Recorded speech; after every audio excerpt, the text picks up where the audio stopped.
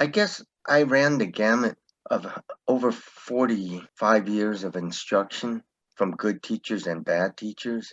And you've kind of taken the best and cropped out the not so good methods, and you just personalize it to make the person feel safe and not feel dumb and enjoy the journey. More intuitive as to what the client needs given their goals and maybe their physical limitations, if there are any injuries. Really just taking them on baby steps and then getting them to jog to a fast run to a sprint if that's their goal. Anything from general fitness to physical rehabilitation to using a martial arts theme because it seems to encompassate everything that is leads to a healthy lifestyle, that incorporates how you eat, how you think, the physical, the mental, the spiritual, so that all of it kind of combines to make it fun. And you just set small goals a little at a time and make it achievable so that nobody quits. Just being really honest and transparent, integrity, no ego, just all those things that's almost like the golden rule or the warrior's code under a code of Bushido, how you would want to live. That's the hard part sometimes is that, we can load up fitness apps like myfitnesspal.com where we monitor and check.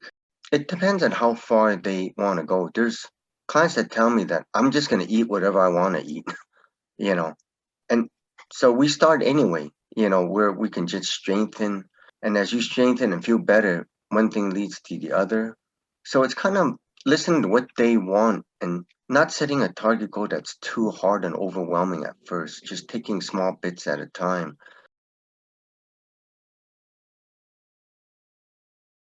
A lot of times you have to be patient with them.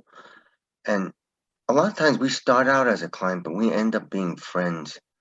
I'm just one of those that I'm pretty introverted, but if I like you and I take you as a client, there's nothing I won't do for you. So we form a connection, and I not necessarily nag, but I do like, hey, you need to come and train. Come on, I'll just see you for a half hour. And all of a sudden it becomes a habit, and we just kind of go from there. So it's kind of like a fun reminder, but not in a nagging sense. So yeah, it just kind of persistence with them, but in a fun way.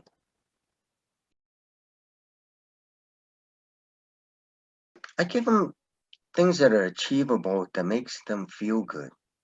Given what if they have any physical ailments, I'm not gonna make them do plyometrics right away, or anything that's ballistic. But you really have to. It comes down to the intake when you actually do meet them. What are their goals? You do this whole assessment of what their body can do, what the goals are, and you kind of align it, and you just give them little targets. And as they feel better, they want more in general, or what's the next step? So if you don't overwhelm them, you usually got a good chance of helping each other because as you help them, you kind of form your own little tribe. And it just, it's almost like iron sharpening iron. You just feel great. I mean, it's kind of like saving the world one person at a time or with a class of maybe 5 or 10 people, but they come and see you all the time. And some will drive from like San Jose just to see me on Saturday mornings to take a class with me and no other instructor. So you're forming a relationship, a good one, a healthy one. The biggest one I've seen is that it's really it's a quick fix. You have lifelong habits that's taken you years to get to the point of where you're at, and it doesn't change overnight. So what happens is they get very impatient and sometimes they'll hurt themselves. They don't quite listen to what you told them in terms of your outline to do. They'll double the workload or they'll lift more or do more. So it's kind of one of patience and just trying to buckle down for the long haul instead of a quick fix.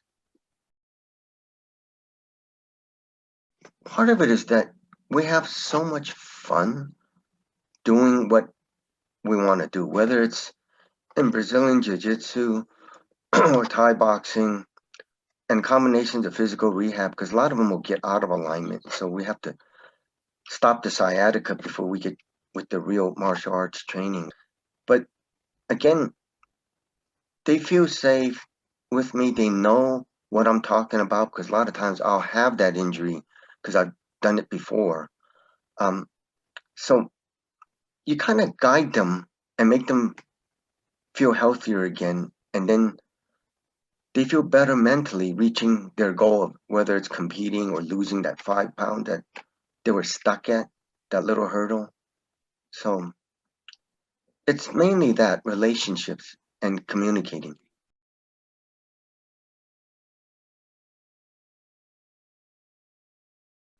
What's easier is usually the attitude, because a lot of times there's something that they're fixated in. More of like an example right now is that I have a friend, brother, who's come to me, and it's kind of like you eat because it makes you feel good, but you're not really eating because it makes you feel good because you want to. You're mad because sometimes you're in a relationship with the wrong person. So we kind of get at the heart of it.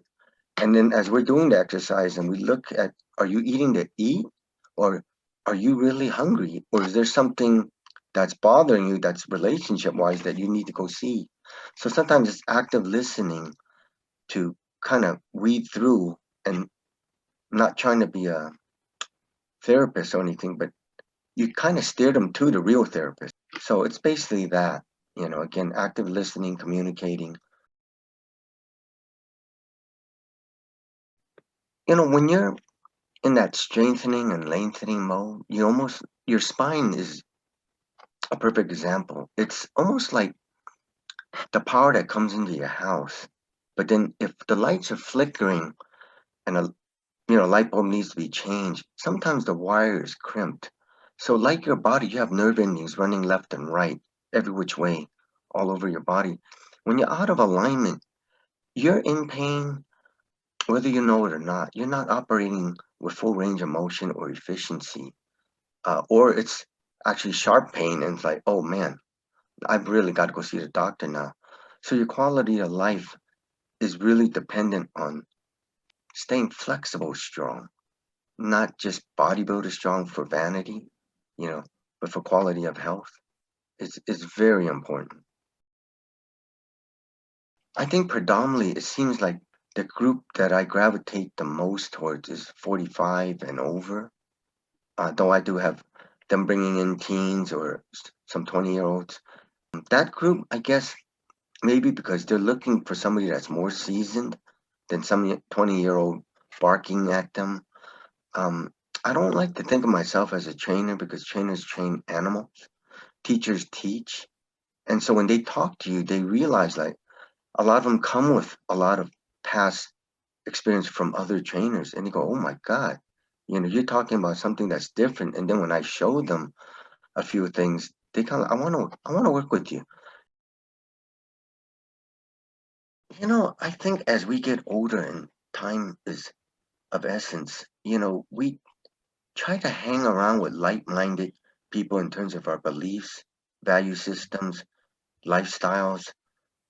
So I really don't want to go to the bar and hang around with chain smokers. So when I'm in a gym environment or I'm connecting with people, even if I don't know them, just them buckling down and training shows me that we're of a disciplined type that's cut from a different cloth. We're willing to get up at 5 in the morning sometimes because 24 hours just opened up and I'm starting later now. So you start seeing old friends again you haven't seen. We feed on each other's energy because we have this goal that's never attainable. We're never really satisfied. And that's what keeps us getting a little bit better, however fast, however slow. I have a much deeper depth than a lot of instructors here. Even the pros at some of the gyms that I'm that done professional boxing, they may be better at me as a professional boxer, but that doesn't mean that you teach it better or we teach differently. So again, we're both at a level that's just as high but different. So versatility.